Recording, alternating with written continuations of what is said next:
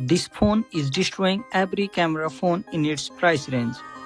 But there is one big question. Is it actually worth buying? It comes with a 200 megapixel periscope lens, 200 megapixel main camera and a 50 megapixel ultra wide lens. Sounds powerful, right? But specs don't always tell the full story. It has the 3nm Qualcomm Snapdragon 8 Elite Gen 5 processor, a 6600 mAh battery for the international model and a 6400 mAh battery for the European model. It also has the ultra-fast 100-watt charging. But can it really compete with Samsung S26 Ultra, or is it just overhyped? Let's find out the truth. The S26 Ultra comes with a 200 megapixel main camera, a 50 megapixel periscope lens and an ultra-wide camera along with a 10 megapixel telephoto lens. Talking about the overall performance, the Vivo X300 Ultra is better.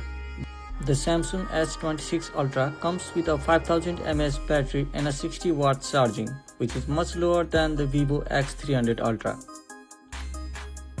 Although both phones have the same display size and the resolution, the Vivo X300 Ultra features a 144Hz display.